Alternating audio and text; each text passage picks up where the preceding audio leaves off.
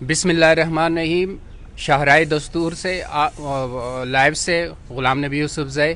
آج قیوم صدیقی کو ہم نے کیمرہ پکڑوایا ہے، لہٰذا وہ بعد میں جو ہے نا ہم ان سے بھی بات کریں گے اس معاملے پر. لیکن جو آج کے دو اہم ایشوز ہیں، ایک لاہور ہائی کورٹ کے ایک جج نے ریزائن کر دیا ہے، کیوں کیا ہے اس پر بات کریں گے، اور دوسرا جو پرائیویٹ ایجوکیشن انسٹیٹیوشنز ہے ان کی فیسوں کے حوالے سے سپریم کورٹ میں جو معاملہ ہے وہ اب ایک اور طرف جا رہا ہے، تو اس پر بات کریں گے. سب سے پہلے ہم جسٹس فاروق عرفان لاہور ہائی کورٹ کے ایک فاضل جج جنہوں نے آج ریزائن کر دیا ہے. سپریم جوڈیشل کونسل کی آج کارروائی ہوئی ہے اور ان کے بھائی نے آج سپریم جوڈیشل کونسل کو بتایا ہے کہ ان کے ساتھ انہوں نے بتایا ہے کہ ان کے ساتھ جو پروسیڈنگ ہے وہ پروسیڈنگ میں ان کے ساتھ جو فیئر ٹرائل کا جو کانسٹیٹیوشنل ریکوائرمنٹ ہے وہ پورا نہیں کیا جا رہا، لہٰذا اب ان کے پاس اور کوئی متبادل نہیں ہے، تو انہوں نے اپنا ریزائن صدر مملکت کو پیش کر دیا ہے. اس حوالے سے مطیع اللہ جان سے ہم بات کریں گے اور ان سے یہ معلوم کریں گے کہ جو ریزائن انہوں نے 8 پیجز کا بھجوایا ہے صدر مملکت کو، سہیل خان، تو وہ مطیع اللہ جان سے پہلے پوچھ لیتے ہیں. تعارف تو کرا. سہیل خان ہے ہمارے ساتھ آج اور مطیع اللہ جان ہے ہمارے ساتھ اس کے کارروائی میں آج. تو مطیع اللہ جان آپ بتائیں کہ جو ریزائن آج پیش کیا ہے اس کا جو متن ہے اس حوالے سے، اور جو انہوں نے آج بہت سخت جو الفاظ استعمال کیے ہیں جوڈیشل کونسل کی کارروائی کے حوالے سے اور ججوں کے طرز عمل کے حوالے سے، اس پر آپ بات کریں. دیکھیں، یہ ریزگنیشن تحریری طور پہ تقریباً 7 صفحات پر مشتمل ہے اور ہائی کورٹ کے ایک معزز جج نے استعفیٰ دیا ہے. افسوس اس بات کا ہے کہ یہ استعفیٰ جو ہے کسی ایسی سچویشن میں نہیں دیا کہ جس میں کوئی گلٹ ہو یا ریمورس ہو، بلکہ انہوں نے احتجاجاً استعفیٰ دیا ہے. ایک تو استعفیٰ ہوتا ہے نا ججوں کا کہ تھوڑا محسوس کرتے ہیں کہ کوئی غلط کام ہو گیا ان سے، تو اب ان کو مزید اس عہدے پہ نہیں رہنا چاہیے، تو وہ استعفیٰ ہوتا ہے جس میں گلٹ اور ریمورس ہو. مگر یہاں پہ معزز جج صاحب یہ کہہ رہے ہیں کہ ان کے ساتھ زیادتی ہوئی ہے، ان کے ساتھ جو ڈیو پروسیس آف لا جو ہے اس کو فالو نہیں کیا گیا، جو کمپلیننٹ تھا اس کا کردار بھی مشکوک تھا، اور جو سپریم جوڈیشل کونسل کا طریقہ کار تھا وہ طریقہ کار بھی غیر آئینی اور یہ جج صاحب کا موقف ہے جو انہوں نے تحریری طور پہ دیا ہے. تو یہ یقینی طور پہ یہ ایسی چیز ہے کہ جس کو بڑی سنجیدگی سے لینا چاہیے. یہ کافی نہیں ہے کہ کسی ہائی کورٹ کے جج نے محض استعفیٰ دے دیا ہے تو بات ختم ہو گئی ہے. یہ استعفیٰ جو دیا گیا ہے باقاعدہ الزامات لگا کے دیا گیا ہے، تو ان الزامات کے بعد جو ہے یہ قصہ ختم نہیں ہوتا. ان سنگین الزامات کے بعد سپریم جوڈیشل کونسل کی یہ ذمہ داری ہے کہ جو الزامات لگائے گئے ہیں ان الزامات کے حوالے سے اپنے کنڈکٹ اور اپنی پروسیڈنگ کے حوالے سے وضاحت دے. یہ کافی نہیں ہے کہ بس انہوں نے استعفیٰ دے دیا تو ختم ہو گئی بات.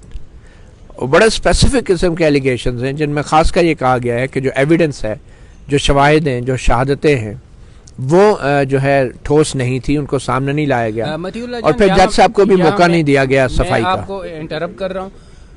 یہ معاملہ جو ہے نا انہوں نے سپریم کورٹ میں چیلنج کیا ہوا ہے اور سپریم کورٹ کے 5 رکنی بینچ کے سامنے یہ معاملہ تھا. ابھی اس بینچ کی کوئی رائے نہیں آئی اور انہوں نے جو پروسیڈنگ ہے اس کو چیلنج کیا ہوا تھا کہ سپریم جوڈیشل کونسل کا جو کی کارروائی ہے اس کو چلانے کے لیے رولز جو ہے نا وہ وضع ہوئے ہیں، اور یہ جو کارروائی ہے اسپیسیفک جو کارروائی ہے وہ ان رولز کے مطابق نہیں چل رہی. تو اس کو سپریم کورٹ میں چیلنج کیا گیا تھا، لیکن اس کے کوئی فیصلہ نہیں آیا. اور کل سپریم جوڈیشل کونسل کی کارروائی ہوئی، وہاں پر جو گواہ تھا ان کو بلایا کہ وہ اپنا سٹیٹمنٹ ریکارڈ کرے. اور آج جب انہوں نے اپلیکیشن دی کہ ان کے جو گواہ ہے وہ اویلیبل نہیں ہے اور ان کو جو ایڈجرمنٹ مانگی ہے تو ان کی وہ درخواست انہوں نے خارج کی ہے. اس کے بعد جو ہے نا انہوں نے یہ بڑا ایک سنگین بات ہے کہ ایک معاملہ سپریم کورٹ میں زیر سماعت ہے اور سپریم کورٹ کو چاہیے تھا کہ جب تک اس مختلف آئینی اور قانونی نکات کے اوپر وہ فیصلہ نہ دیتی تو سپریم جوڈیشل کونسل کی کارروائی کو روک دیا جاتا. اور ایسا پہلے ہو چکا ہے. اگر آپ کو یاد ہو سابق چیف جسٹس افتخار محمد چودھری کے خلاف جو ریفرنس جوڈیشل کونسل میں آیا تھا تو سپریم کورٹ نے ہی جوڈیشل کونسل کی کارروائی کو روک دیا تھا. وہ جسٹس خلیل الرحمان نمدے آپ کو یاد ہوگا ان کی سربراہی میں ایک بینچ تھا اور انہوں نے جو ہے 14 رکنی بینچ تھا اور 20 جولائی کو فیصلہ بھی انہوں نے سنا دیا تھا. تو اس کیس میں بھی میں یہ سمجھتا ہوں کہ سپریم جوڈیشل کونسل کو جو ہے کارروائی سے روکنا چاہیے تھا. مگر مسئلہ صرف یہ ہے کہ ہمارے جو سپریم کورٹ کے ججز صاحبان ہیں جو کہ آئینی اور قانونی نکات پہ غور کر رہے تھے جوڈیشل کونسل کی کارروائی کی، وہ سب جونیئر ججز صاحبان ہیں اور جوڈیشل کونسل میں چیف جسٹس اور 5 سینئر جج بیٹھتے ہیں. تو شاید وہ تھوڑا سا اس دباؤ میں بھی ہوتے ہیں کہ ہم کوئی ایسا فیصلہ نہ دیں جس سے چیف جسٹس یا سینئر جج صاحبان ناراض ہو جائیں. یہ بھی ایک پریشر ہوتا ہے ان کے اوپر جو کہ ہونا نہیں چاہیے اصولی طور پہ. تو پراپرٹی ڈیمانڈیڈ کہ وہ کارروائی جوڈیشل کونسل کی روکی جانی چاہیے تھی. کیا فرق پڑتا ہے 1 دن سے 2 دن سے 1 ہفتے سے 2 ہفتے سے. تو اب یہ کوئی راستہ نہیں رہ گیا تھا جسٹس فاروق کے پاس سوائے اس کے کہ وہ جو بدنامی کا دھبا لگ جاتا ہے نا کہ آپ کو نکال دیا گیا کرپشن کے الزام میں اور آپ کو ایک سٹگما ہوتا ہے جو اس سے بچنے کا. کیونکہ جسٹس فاروق کو نظر آ رہا تھا یہ جس رفتار کے ساتھ جوڈیشل کونسل کارروائی کر رہی ہے تو اس کے بعد تو فیصلہ ہی آئے گا ان کے خلاف. اور یہ فیصلہ بھی آپ کو پتہ ہے اس سے پہلے ایک چیز اور ہے جو جسٹس فاروق عرفان صاحب تھے ان کے خلاف جو الزامات تھے وہ بھی خاصی سیریس قسم کے الزامات تھے. اس میں کوئی شک نہیں. ان میں جو خاص کر جو آف شور کمپنی کا جو الزام ہے وہ بہت سیریس ہے اور اس کا وہ کوئی لاجیکل جو ہے نا ابھی تک جو ہے نا وہ ایکسپلینیشن نہیں دے سکے. دیکھیں یہ پاناما کیس آف شور کمپنیوں کے کیس میں اگر ملک کے وزیر اعظم کو بغیر کسی مناسب قانونی طریقے کے یوں نکال کے باہر کیا جا سکتا ہے تو پھر یہ تو پھر ایک ہائی کورٹ کے جج تھے. تو وہ ایک جو تسلسل بنا ہوا تھا ایک پریشر بلڈ ہوا ہوا تھا سپریم کورٹ کے اوپر بھی بہت بوجھ تھا کہ وہ یہ ثابت کرتے کہ وہ صرف سیاستدانوں کے خلاف کارروائی نہیں اپنے ججوں کے خلاف بھی کارروائی کرتی ہے. تو یہ بھی ایک ماحول بنا ہوا تھا. تو جس رفتار سے سپریم کورٹ نے جسٹس فاروق کے ساتھ کارروائی کی اس رفتار کے بیچ جسٹس فاروق کو یہ محسوس ہوا کہ اب عزت بچانے کا یہی طریقہ رہ گیا کہ اس سے پہلے کہ کوئی مور لگ جائے. رفتار جو ہے نا آپ نے رفتار کی بات کی ہے تو رفتار میں تو میرے خیال میں اس سے جو جسٹس صدیقی کے ساتھ ہوا تھا وہ رفتار تو بہت ہی بالکل. دیکھیں آپ نے کہا نا یہ بہت سنگین الزامات ہیں. دیکھیں الزام جتنا بھی بڑا سنگین ہو لیکن اس سے زیادہ اہم جو ہے وہ ڈیو پروسیس آف لا ہے. عدالتی کارروائی قانون کے مطابق نہیں ہوگی تو الزام جتنا بھی سنگین ہو اس کے اوپر آپ صرف الزام کی بنیاد پہ آپ سزا نہیں دے سکتے. سہیل خان صاحب کو ابھی تک ہم نے اگنور کیا ہوا ہے. معذرت چاہتے ہیں وہ جو ہے نا جو کنڈکٹ کرنے کا جو تھا وہ تھوڑا سا اس پر میں معذرت خواہ ہوں. لیکن سہیل خان صاحب دی نیوز کے ہمارے بہت ہی سینئر رپورٹر ہیں. میں سٹارٹ میں جو ہے نا انٹروڈکشن صحیح طور پر نہیں کر سکا اس کے لیے بھی آپ سے معذرت ہے. سہیل خان صاحب آپ نے بھی وہ جو 8 پیجز ہے وہ پڑھ لیے ہیں تو آپ کیا سمجھتے ہیں کہ ایک لاہور ہائی کورٹ کے ایک بہت ہی سینئر جج تو جو انہوں نے الزامات لگائے ہیں اور جو معاملہ اب صدر نے اس کو ڈیسائیڈ کرنا ہے لیکن ہائی کورٹ کے جج نے جب ریزائن دے دیا ہے تو دے دیا ہے. اب صدر کے پاس میرے خیال میں اور کوئی وہ نہیں ہے وہ کر کے منظور کر کے تو جج فارغ ہی ہو جائیں گے. تو آپ کیا سمجھتے ہیں کہ جو الزامات ہے اس سے آنے والے وقت میں جو ہے نا کیا پنڈورا باکس کھلنے کا امکان ہے؟ جہاں تک الزامات کا تعلق ہے جہاں تک الزامات کا تعلق ہے تو دیکھیں جس طرح متین نے پہلے کہا کہ جو کوئی الزام لگاتا ہے تو اس الزام لگانے والے کو پھر سارے ایویڈنس مہیا کرنے پڑتے ہیں کہ اس کو یہ جسٹیفائی کرنا پڑتا ہے کہ آپ کے خلاف یہ الزامات ہیں. اب چونکہ یہ کارروائی ہم نے ساری دیکھی آج ان کا ریزگنیشن بھی آ گیا تو ایسا اس میں تو تاثر یہی ملتا ہے کلیئر کٹ تاثر یہی ملتا ہے کہ شاید جو ہے نا فیئر ٹرائل کا اس کا وہ ان کو شاید اشارہ مل گیا تھا کہ مجھے فیئر ٹرائل نہیں مل رہا ہے، کیونکہ اس کو زیادہ تر اس کو جو ہے نا اپنا ڈیفینڈ کرنے کا اس کو موقع بھی نہیں دیا گیا. تو میرے خیال میں اس نے جو ہے نا یہی غنیمت سمجھی کہ میں اپنا عزت بچانے کے لیے یہی کہ میں اگر مجھے کوئی کر دے، جس طرح اور لوگوں کو نکالے گا. ہمارے سامنے مثال جسٹس شوکت صدیقی صاحب کی بھی ہے کہ ان کو کیا، پھر انہوں نے پریزیڈنٹ صاحب نے ان کا نوٹیفیکیشن جاری کیا. تو انہوں نے جو کیا کہ آرٹیکل جو ہے نا 10A جو فیئر ٹرائل ہے اس کو انہوں نے کہا کہ شاید یہ مجھے نہیں مل رہا ہے. انہوں نے میرے خیال میں انہوں نے یہ تاثر لے لیا، تو اس نے جو ہے نا اپنے آپ کو بچانے کے لیے اور اپنی تھوڑی بہت عزت بچانے کے لیے انہوں نے ریزائن کر دیا. تو میرے خیال میں یہ ہے کہ سب سے زیادہ جو عنصر جو پایا جاتا ہے وہ فیئر ٹرائل کا ہے. شاید ان کو وہ میرے خیال میں وہ اتنا یقین نہیں تھا کہ میرا فیئر ٹرائل ہوگا. ایک اور کویسچن جو میں مطیع اللہ جان سے کروں گا، آپ کو یاد ہوگا لاہور ہائی کورٹ کے ایک اور جج کے خلاف بھی جو ہے نا ایک ایلیگیشن تھا، اور وہ ان کے ججمنٹس پر تھا، اور سپریم کورٹ میں ان کے ججمنٹس کے حوالے سے ایک آبزرویشن تھی.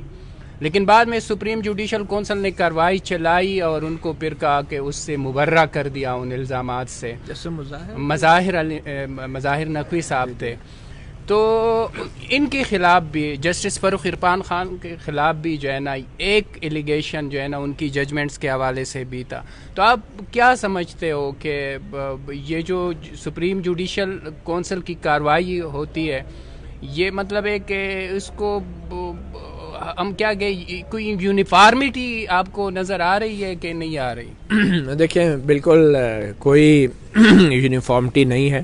سپریم جوڈیشل کونسل کی کارروائی مختلف معاملات میں شکایات پر مختلف معیار اپنائے گئے ہیں، اور آپ نے دیکھا ہوگا کہ ابھی تک تو لوگوں کو یہ بھی نہیں بتایا جاتا کہ کون سے ججز کے خلاف کیا کیا ایلیگیشنز ہیں، اور کہا جاتا ہے کہ نہیں جی یہ ہمارا اندرونی معاملہ ہے، عدلیہ کی عزت کا مسئلہ ہے. تو اس بنیاد پہ بہت سی معلومات تو وکیلوں کو بھی نہیں دی جاتی. اور یہ ایک موقع پر یہ بھی سوال اٹھا تھا کہ کیا اس کو اوپن ہونا چاہیے، کھلی عدالت میں یہ الزامات کا سامنا ہونا چاہیے، مگر وہ بھی پھر اس طرح نہیں ہوا. جسٹس شوکت صدیقی کی درخواست کے اوپر اس بات پہ بھی غور کیا گیا تھا. تو یہ معیار مختلف ہے. اس کی وجہ صرف اور صرف جی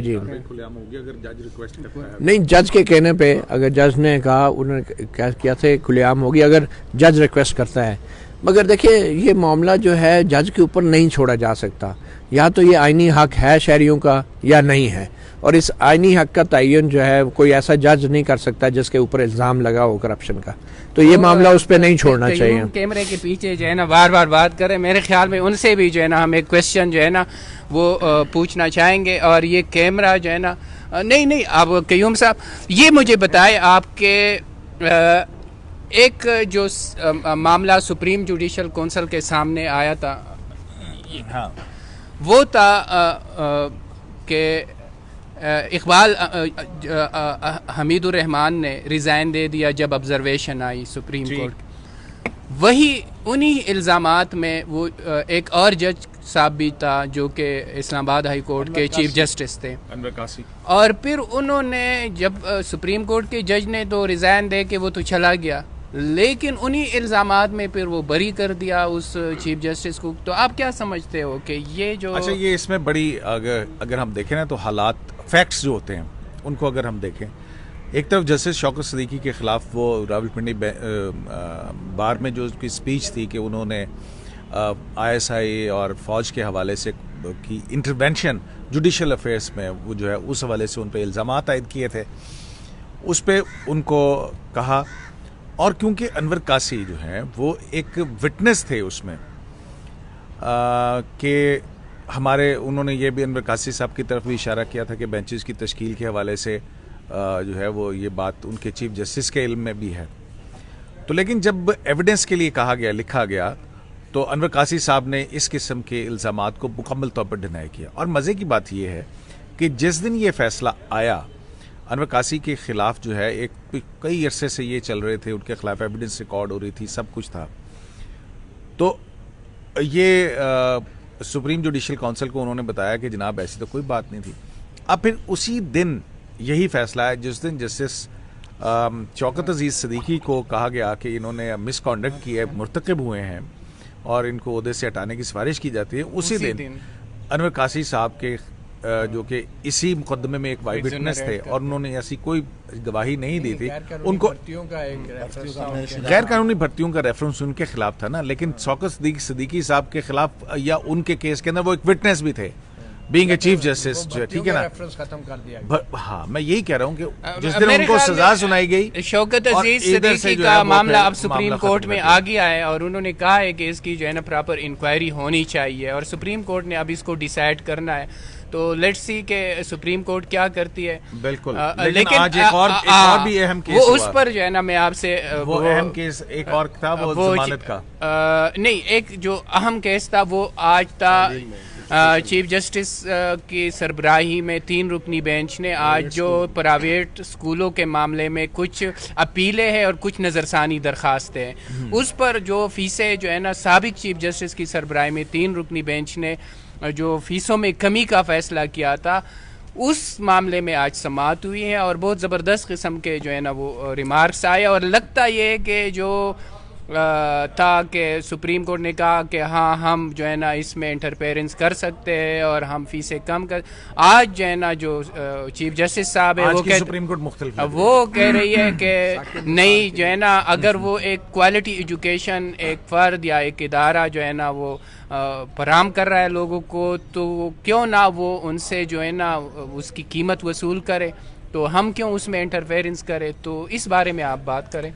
ایک تو یہ بالکل اس حوالے سے بہت اہم ہے کیونکہ عام آدمی سے ریلیٹ کرتا ہے کہ وہ بچے یا ان کے پیرنٹس جو کہ پرائیویٹ سکولز کے اندر پڑھ رہے ہیں، ان کی فیسوں کی تعین کا معاملہ ہے.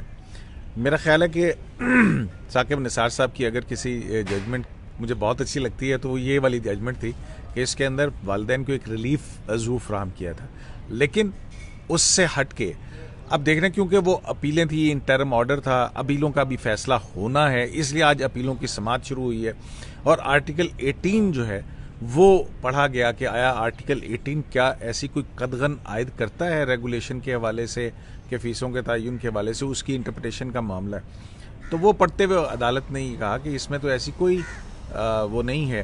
اب معاملہ یہاں پہ ہے کہ سپریم کورٹ ابھی چند دن پہلے جو سپریم کورٹ تھی اس نے ایک ریلیف دیا پبلک کو. اب وہ بظاہر آج کی ابھی نہیں پتا کہ عدالت کیا ادھر لے کے جاتی ہے، لیکن آصف سعید کھوسر صاحب کا یہ بڑا بنیادی نقطہ تھا اس میں، اور وہ یہ تھا کہ یہ ریاست کی ذمہ داری ہے کہ تعلیم اور فراہم کرے، اور ریاست تعلیم فراہم کرنے میں ناکام ہو رہی ہے. تو یہ باز پرس ریاست کی ہونی چاہیے. پرائیویٹ بزنس کرنے والے کو ہم کیسے ریگولیٹ کر سکتے ہیں کہ ایک طرف تو ریاست تعلیم فراہم نہیں کر رہی، سہولیات فراہم نہیں کر رہی، دوسری طرف جو سہولت فراہم کرنے والے نجی ادارے ہیں ان کے اوپر ایک قدغن لگائی جا رہی ہے کہ آپ 5% سے زیادہ جو ہے وہ فیسیں نہیں بڑھا سکتے. تو یہ ریاست کا ایک دوہرا معیار ہے، یا تو وہ پہلے اپنی ذمہ داری پوری کرے اور ریاست وہ سہولیات فراہم کرے جو پرائیویٹ اداروں میں مل رہی ہیں، پھر اگر کوئی پرائیویٹ اداروں میں جاتا ہے یا یہ چھوڑ کے سرکاری تو پھر یہ اس کی چوائس ہوگی. تو اس معاملے پر اور اس میں ساتھ ہی ایک اور اہم آج آشیانہ کیس بھی تھا، اس میں آتے آپ کی طرف سہیل خان صاحب سے جو ہے نا اس بارے میں ایک جو آرڈر ہوا ہے، آج جو آرڈر ہوا ہے اس کیس میں ایجوکیشن پرائیویٹ ایجوکیشن انسٹیٹیوشنز کے حوالے سے، وہ آرڈر جو ہے نا آپ بتائیں کہ کیا آرڈر کیا ہے اور جو اٹارنی جنرل کو اور ایڈوکیٹ جنرلز کو کہا ہے، تو اس بارے میں جو ہے نا بیسیکلی جس طرح قیوم صاحب نے کہا آج کی سماعت جو تھی وہ specifically legal point of view سے تھی کہ آیا جو اسکول جو سہولتیں فراہم کر رہی ہیں اور وہ ایکسٹرا فیس زیادہ فیسیں لے رہی ہیں تو کیا اس کی لیگل امپلیکیشن کیا ہے، کیا آیا یہ اسکول ٹھیک کرے یا نہیں کرے. اس کے لیے جس طرح قیوم صاحب نے کہا کہ آرٹیکل 18 میں ذرا آپ کو ذرا اور واضح کر دوں کہ آرٹیکل 18 میں انہوں نے کہا کہ یہ واضح طور پر لکھا ہے کہ if someone want to enter into a lawful business، مگر کوئی کاروبار کرنا چاہے تو اس پہ کوئی ریسٹرکشن نہیں ہے. ہاں اس میں اس کو ریگولیٹ کیا جا سکتا ہے، لیکن اس کے لیے اس میں اس کی کوالیفیکیشن بھی پھر جاننا ضروری ہے. مثال کے طور پر اگر ایک بندہ ہے، مثال کے طور پر بندہ ہے ڈاکٹر بننا چاہتا ہے یا کسی اسپتال میں نوکری کرنا چاہتا ہے تو اس کی ڈگری دیکھی جاتی ہے کہ واقعی انہوں نے MBBS کی ڈگری لی ہے یا نہیں لی. اسی طرح انہوں نے کہا کہ چلو اس میں کوالیفیکیشن کاؤنٹ کرتی ہے یا میٹر کرتی ہے یا نہیں کرتی، لیکن سب سے اہم بات یہ ہے انہوں نے یہ کہا کہ ایک سکول ہے، ایک ادارہ ہے، وہ بیسٹ فیسلٹیز دے رہا ہے تو کیا اس ادارے کو یہ حق حاصل نہیں ہے کہ وہ جو بیسٹ فیسلٹیز دے رہا ہے اس کو وہ اس کی چارجنگ کرے؟ ایک بات. دوسری بات یہ ہے کہ پھر جسٹس کوسا نے خود بھی کہا کہ وہ میں جس اسکول میں پڑھا ہوں کہاں گئے وہ اسکول، جس طرح آرٹیکل 25A کی آرٹیکل بات 25A کے بارے میں. تو پھر یہ جب ساری باتیں ہوئیں تو اس پہ انہوں نے پھر زور دیا کہ جناب یہ ریاست کیا کر رہی ہے، ریاست کیا کر رہی ہے. اگر لوگ تنگ ہے، لوگوں کو مجبور نہیں کر رہا کہ آپ بائی فورس جانے بیکن ہاؤس یا پرانے مینگو اسکولے میں جائیں. یہ تو لوگوں کی اپنی چوائس ہے. انہوں نے کہ ایئرپلین کا بھی وہ کہا کہ ایک بندہ بزنس کلاس میں جاتا ہے تو اس میں اور فیسلٹیز ہوتی ہے، اکانومی کلاس میں جاتا ہے اس میں اور یہ اپنی اس پہ اپنی بندے کی وساطت پہ ہے کہ کوئی بزنس کلاس میں جاتا ہے کوئی اکانومی کلاس میں. لیکن اس نے کہا کہ یہ اسٹیٹ کی ذمہ داری کیا ہے. آرٹیکل 25 اسٹرکٹلی یہ کہتا ہے کہ یہ it is the responsibility of the state to provide best education to its public, to its citizen, to the people of Pakistan. لیکن اب انہوں نے اس کو مد نظر رکھتے ہوئے انہوں نے اٹارنی جنرل اور تمام صوبوں کے ایڈوکیٹ جنرل اور خاص کر اسلام آباد کے ایڈوکیٹ جنرل کو بتایا کہ آپ ہمیں اسپیسیفکلی آئیں اور ہمیں بتائیں کہ آرٹیکل 25 کی امپلیمنٹیشن کے لیے ریاست کیا کر رہی ہے. منڈے کو پھر اچھا وہ اس کے اندر ایک جو بڑی اہم بات ہے نا، یہ معاملہ سارے کا سارا کس طرف جائے گا؟ یہ 18ویں ترمیم کی طرف جائے گا جہاں ڈیوالو ہوئی ہے ساری ایجوکیشن. جو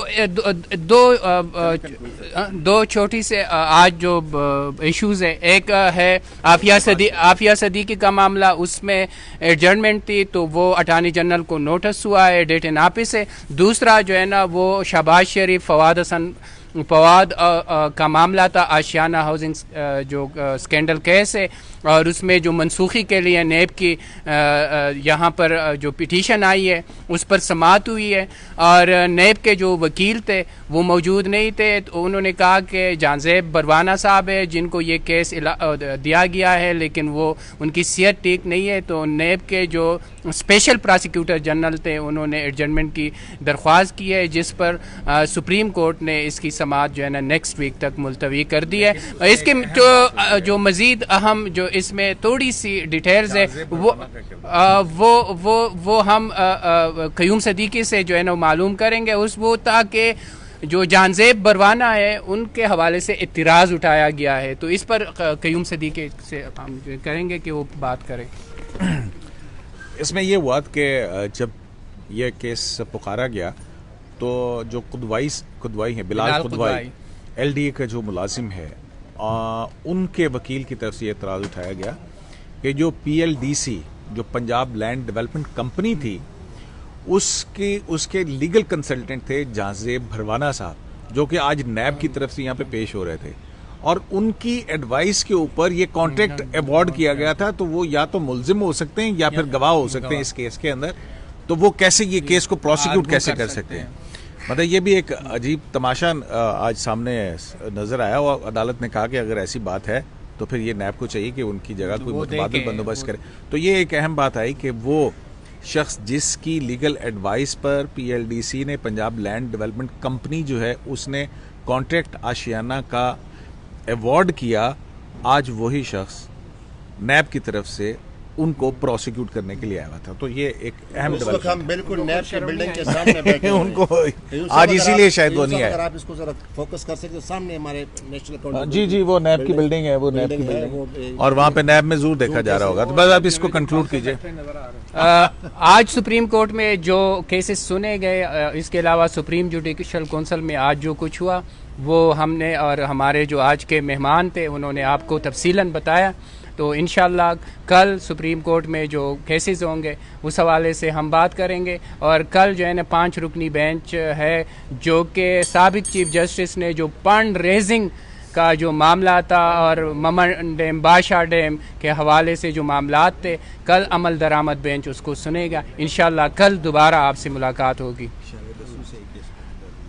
شاعر دستور سے AQS غلام نبی یوسف زئی کو اجازت دیجیے. اللہ حافظ.